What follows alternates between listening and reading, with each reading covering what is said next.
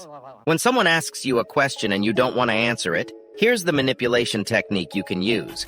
It's called the false answer technique, and it simply involves asking yourself a question and answering it to give the impression that you've responded to the person's question.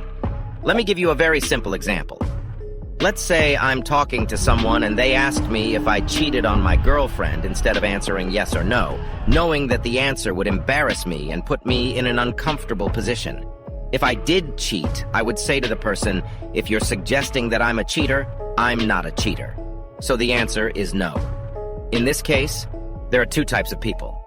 The first type may not realize what I'm doing and will continue. The second type may be suspicious, and to prevent them from realizing that I didn't actually answer their question and pointing it out, I would immediately ask them a question that diverts the conversation away from the topic. I would say something like, "But wait, what are you really trying to say here? Does that mean you don't trust me in some way? So what does our friendship rely on if you don't trust me?"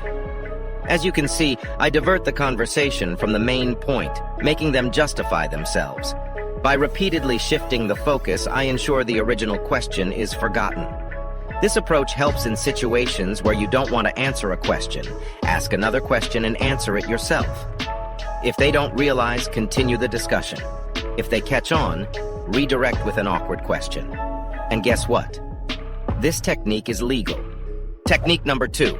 Persuading someone to agree with you is like a secret skill. Imagine you want your friend to agree with you about something. Well, you can use a kind of mind trick to make that happen. It's like offering them a sweet deal that's hard to resist. Here's how you do it. First, you make your friend an offer, something that benefits them. Maybe you're trying to convince them to go see a movie with you. So you tell them it's a fantastic film they'll love, and they won't want to miss it. Next, you focus on the good stuff. You explain all the fun they'll have at the movie. The thrilling plot, the awesome actors, and the fact that it's the latest blockbuster. Now remember, nothing's perfect. Even great movies have some tiny flaws, like maybe it's a bit long or it's at a theater that's a bit far away. But you don't dwell on these things. Instead, you mention them briefly and then go right back to talking about how amazing the movie is. And here's where the magic happens. By talking up the advantages and briefly mentioning the disadvantages, you're making your friend more likely to agree with you. It's like they're falling into a friendly trap that you've set, but it's a trap that feels good. What's interesting is that most people don't realize they can do this. It's a bit like a hidden superpower. But you know who's an expert at this? The folks in the marketing world. They use this technique all the time to make you want to buy things. Let's take a quick example. Have you ever seen a chocolate advertisement that says the price of the chocolate has been lowered? It seems like a sweet deal, right? The ad shows a big, bold price drop for that delicious chocolate bar. It's hard to resist. But here's the twist. If you really look at the ad, you'll see something sneaky. The weight of the chocolate has been reduced too, not just the price.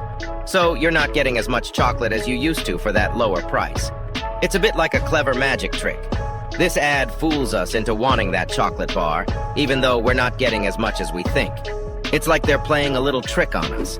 Understanding this technique can help you make better choices. Whether it's agreeing with a friend, making decisions in your everyday life, or not falling for the marketing tricks, knowing how this mind game works gives you the upper hand. It's not just about buying. Subscribe to my channel and I'll show you how to understand people better. Learn how to manipulate others.